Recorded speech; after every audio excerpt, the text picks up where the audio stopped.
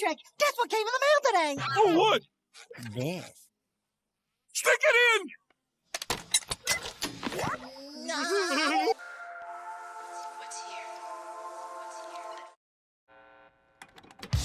The challengers from Denton, Texas, weighing in at a combined weight of 690 pounds, Kevin, Kerry, and David Von Erich.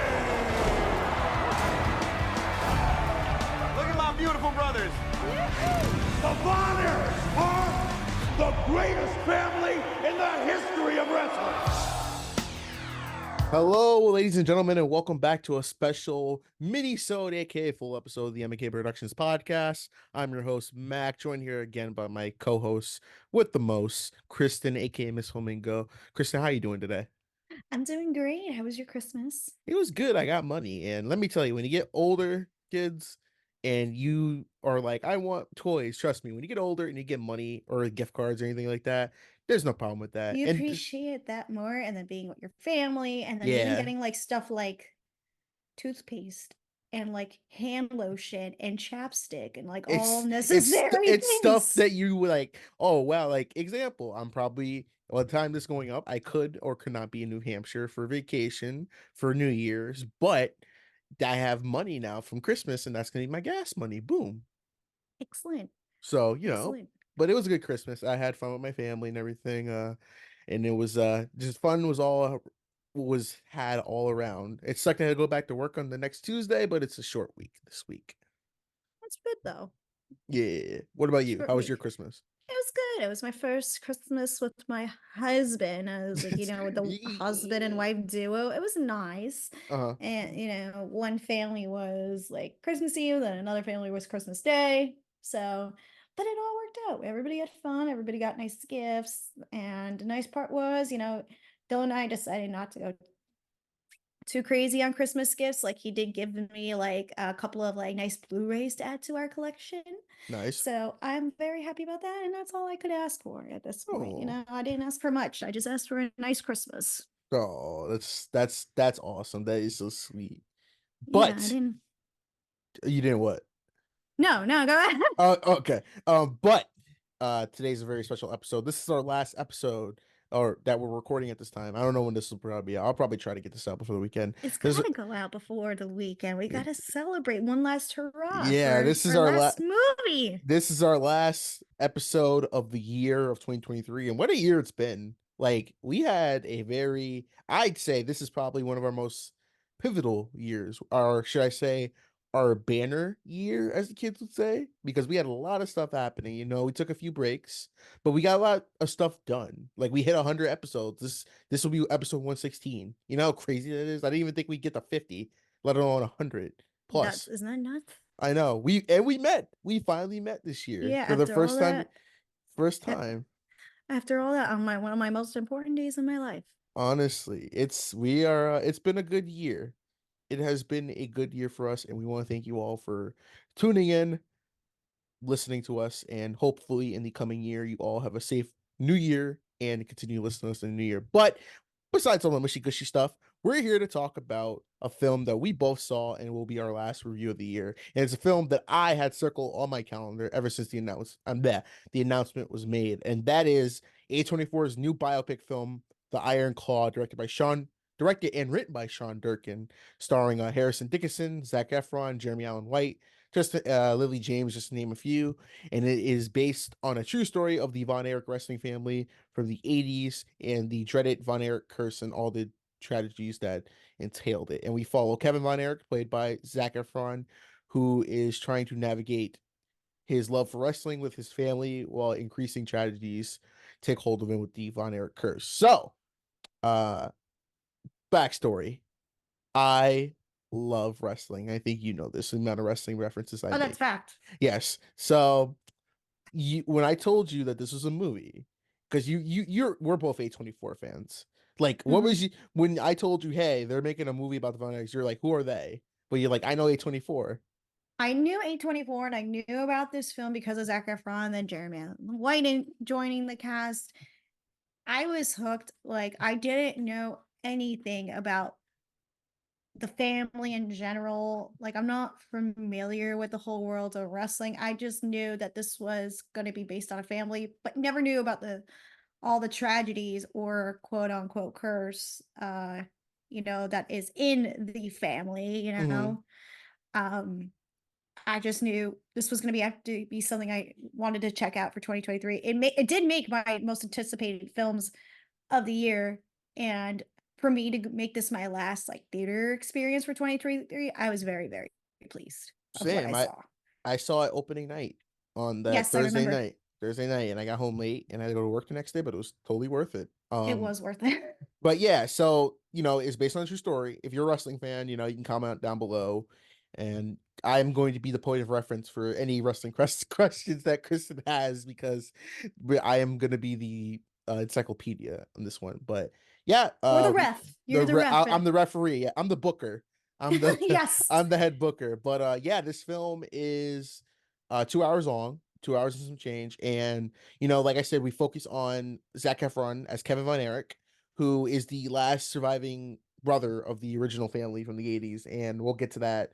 Minor spoilers. We're not going to spoil the whole thing. If you know the whole story, then you already know, but we'll try not to spoil the film, but it's a real story. But all right, first of all, I'll start off with this. Kristen, what did you think of the film as a whole before we dive deep into the certain aspects of it? Any questions you may have? I loved it. It's probably one of my favorite sports biographical dramas that was based on a person's life. Really? Definitely. It gave me the vibes of Foxcatcher for sure. Mm-hmm. If you remember Foxcatcher, Yep.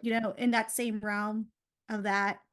Because I know, like, there's wrestling and, all that, something that involves the ring. There's been like ones that have told that story, but nothing like what I've seen what Sean Durkin did in telling a lot of care for this story. And it's a big emotional punch every single scene. Yeah, because it's clear that Sean Durkin, he is a wrestling fan. He grew up with it. So that's what I like about him doing this, is because it's coming from someone who actually gets it. And I think that's, if you make it from someone who's like, oh, I don't know the subject matter, I'm just gonna make a movie just based on it. But no, he took the time and care to actually craft a narrative about this true story. And you mentioned Foxcatcher because when I was with Dom with Talking TV podcast, shout out to Dom, when we were talking Mhm. about this movie, I mentioned that he said it's like I said it's a combination of both The Wrestler with Mickey Rourke and Oh, yeah. Foxcatcher. With The Wrestler, it's more about the addiction to wrestling and trying to, get away from that, even though, it's like you need to live your healthy life and stuff like that. And with Foxcatcher, it's more about that dramatical, like, mental toll on it. And with The Iron Claw, it does a good job of combining those two films, kind of making this whole amalgamation. And there are other good wrestling biopic movies. There's one I always recommend people to watch. It's called Beyond the Mat. It came out back in Yes. And 1998. also the David Arquette movie too. Yes, yes. You Cannot Kill David Arquette. That one's a good one for his story. And there's other good ones, but I think what Iron Claw is probably going to get the most attention in the new generation. But it's a really, really good film. Like, I loved it so much. Like, there are some I did too. issues. I will get into that. But I think it was a really, really good film. I think for even its issues, I forgave whatever it did because I was so invested Hmm. with the story and the performances and just the story of brotherhood in this film, Yeah. you know? And I want to go back to Sean Durkin for a minute. And this is his third film. He directed a really great movie called Martha Marcy May Marine, Hmm. which was a film starring Elizabeth Olsen and Sarah Paulson, which is really, really great. Hmm. And I haven't seen The Nest, but I've heard some really positive things about it. But then 3 years later, Iron Claw has gotten eyes, you know, and I must say this is probably like my favorite project he's ever done. This is the only project I've seen that he's done, to be honest. Oh, you would be interested in Martha Marcy May Marie Hmm. Marlene. I think that's how it is. It's a long, there's like four M's in the title. It's kind of like a tongue twister if you say it like 5 times. It's a lot. Okay. So I recommend that. Um, so, but I want to applaud him for the screenplay because you think it was based on like a book or something, but no, you know? Oh yeah, the way that is written, like I said, it's the respect to the business, and it's actually doing a good job of balancing both emotional moments with the kind of like the moments you see in a biopic movie. It balances. It has a good balance of it. Is there a particular Von Erich that you watched like back? I know not growing up because they all passed away before Yeah, you that was were born. born, but like Mhm. going back, did you watch any of them? And were there certain ones that caught your attention? Well, the one that everyone says had the most potential was Carrie Von Erich, played by Yes. Jeremy Allen White, because he's the one that made it to the WWF at the time. He was the Intercontinental Champion. He beat Ric Flair for the NWA Championship. Like, he was the most talented. It's just, when your demons take over after so much hardships, it's so hard to pull you out of the river when you're drowning. And I think it portrays that kind of well in the movie. They cut some stuff out for time, but I still feel like that they do a good job of kind of like encapsulating what really made it a problem with them, like especially the mental health wise and everything. Yeah, it does a really good job illustrating that for Hmm. sure. And um what also stands out from the performances is like Harris Dickinson, who's been really making a mark, but this is definitely one of my favorites he has done. Hmm. Jeremy Allen White should get recognition, I believe, but I feel like this film is going to be like overshadowed by a lot Well, of award stuff this year, I think. But I would well, love to see Jeremy Allen White get nominated for an Oscar. I'd say that, but I feel like he barely has any screen time in the movie. Like it's more focused on Zac Efron, Kevin as Kevin. Like Jeremy has some scenes, but he's not really introduced until like halfway through the movie. So I don't think like it's enough for Jeremy to really get recognition or anything. Like he'll get like, oh, he did a good performance, but I think it's more going to be Zac Efron going to get any more of the award love, and maybe Harrison Dickinson. Well, I would say that's more of Harris Dickinson because I want to say Harris, given his character, I would say I think he's in the movie for about 45 minutes. About that, yeah, And then Jeremy Allen White is in it for a little bit longer. a little longer, Because but he makes it's. it to like the very, very end of the Hmm. film. So I want to just say just a little just disagree with you on that. But Zac Efron is effing phenomenal here. Like I can't think of a performance where I was like blown away by him, and said Hmm. like, "Oh, this is like Zac Efron. Like, this is what's going to make him a star."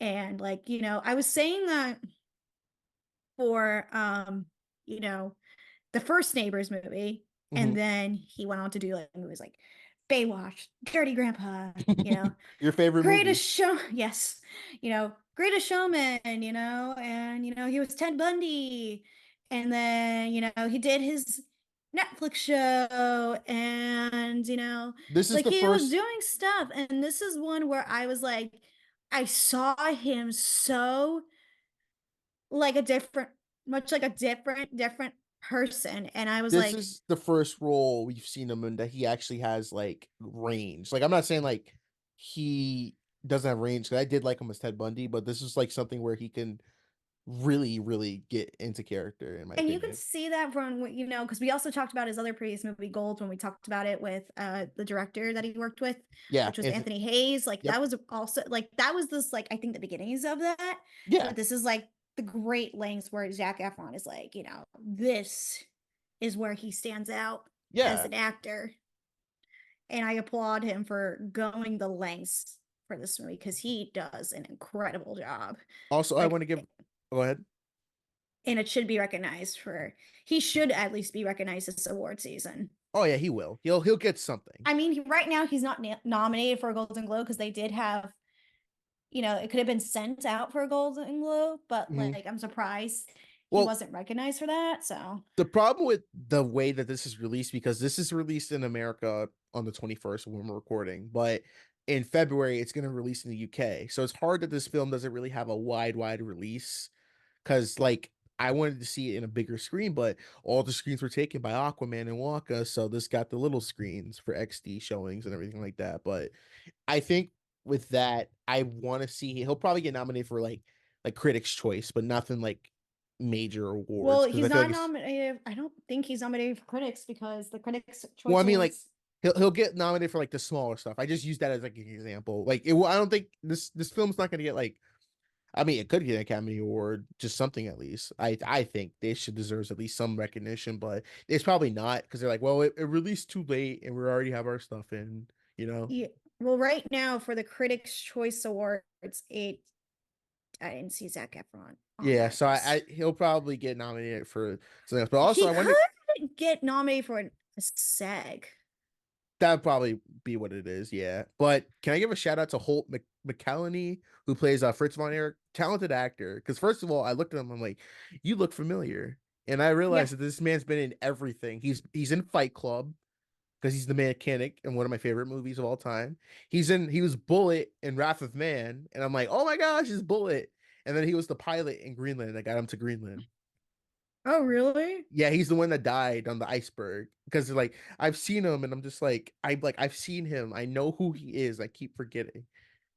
Uh, yeah, he was really great. But going back to before we also stem back on that, I will say that the National Board of Review did give it as part of its top 10 with also the best ensemble. Yeah. So I did want to acknowledge that. So hopefully it just gets more recognition. Hmm. But I just wanted to say that. But yeah, deserves more recognition, I think. But Von, excuse me, I'm going to say their last name. I'm going to Von say Erich. Fritz Fritz von Von Erich. Erich. I There couldn't you say it. go. Sorry. I was like, my tongue got stuck for a minute. But he was great. Like I didn't really recognize him. I didn't really, and to be fair, I didn't recognize anybody in this film because everybody just transforms, and Holt is just scary as a father, Hmm. knowing he played like favoritism to his sons in unique ways. And he says it at the first thing at the beginning of the movie. This is not really a spoiler, and this is He's kind like, of like true. there's a ranking system. He goes, you're my favorite. I won't reveal the order because I sat there in my seat, and when he was saying the order, it just made me feel bad as a person, like saying like you don't see your sons as equal, like knowing okay, maybe this one's not a strong runner, this one's not a strong, I don't know the moves like a puncher, or like maybe this one doesn't do the iron claw as well, It's pretty there's much like broken out because Carey was the one who was the Olympian, but then yeah. America had the boycott, so he's number one.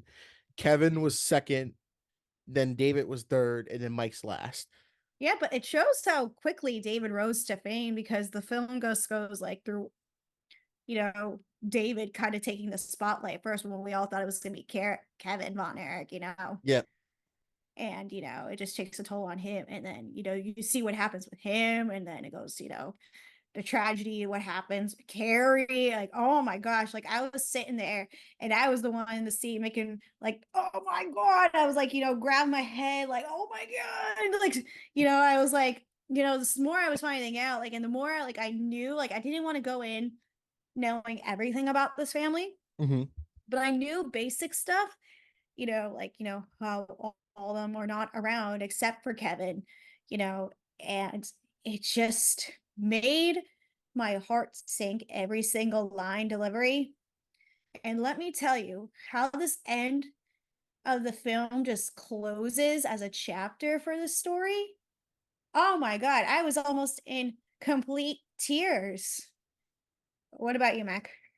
Oh no, I was fine. I had little sniffles, but it was good because I already knew what was gonna happen. But no, but like no, not what I mean by that, but like the dialogue of that scene, the Oh yeah, scene where he that has with his it sons. it does get a little emotional. Like I said, this is like someone described it like the Iron Claw is probably the most manliest movie you'll probably cry to, and it is kind of like it has like that comes with the writing. How good the writing is that a lot of the times it's very like it chokes you up because the way that they're delivering it. Because if you've grown up with even if like because it relates to you, if you've grown up with a sibling, you know that it could be you could have those conversations because you don't know what's gonna happen. It's just any dynamic of that family could translate to you and it kind of hits you in like a personal space, but it can get a little hard to watch and get you a little choked up.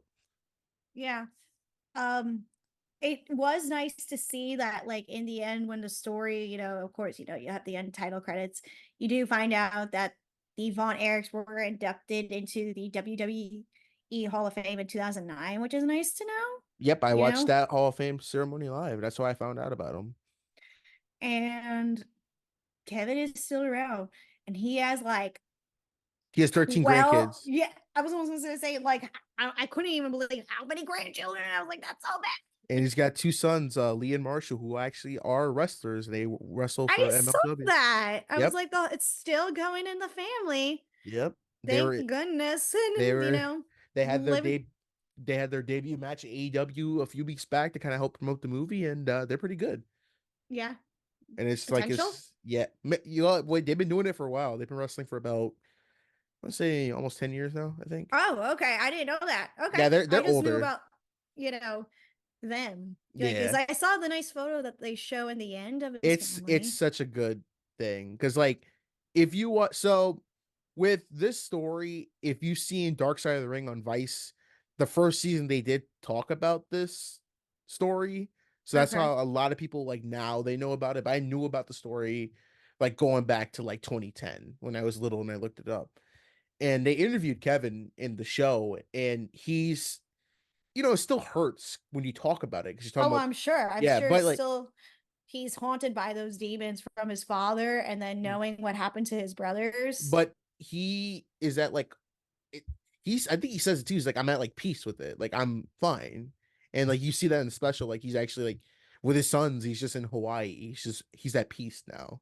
And I think that's good because he loved this movie, by the way. I'm sure They he had a lot of say in it oh too yeah. about like what, He happened. he even said that the way that his father's portrayed in the movie, he can agree that that was 100% accurate. That's amazing Yeah. because if my father treated me like that, I would have so many mental health issues knowing that, Hmm. to be treated like that. I think that's awful, like the way, he treated his kids, but I'm sure he was very supportive, but it's just the way he wasn't like a father, but more like a coach, Well, which is not what these boys needed. it's really established too because throughout the whole movie, even the beginning scene was like the opening scene when you see Fritz wrestling back in the 60s because Fritz was actually a very talented wrestler back in the day. He was an evil German named Fritz von Erich, and he did invent the Iron Claw. Like he was never the NWA heavyweight champion, and They like show that in the film too, like, yeah, he was, and a wrestler. throughout the movie, he's like, I want the belt to be in this family. And I'm just like, is that like a thing of like where parents they did something but they can never achieve it, so they try to pass that on to their kids? So him pushing his sons to that level, he's like, if you guys win the championship, it feels like I can win the championship. Right, right, right. And of all the Von Erich brothers, Kerry was the only one that actually held the belt. That is true. Oh, Yeah, and that was because of the death of David at the tribute to champion show that they did. Kerry won it from Ric Flair.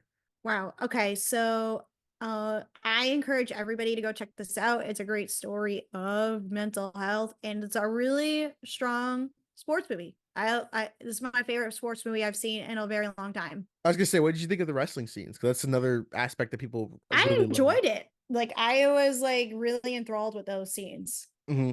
It made me want to be there and just witness it all and just the craziness of it all.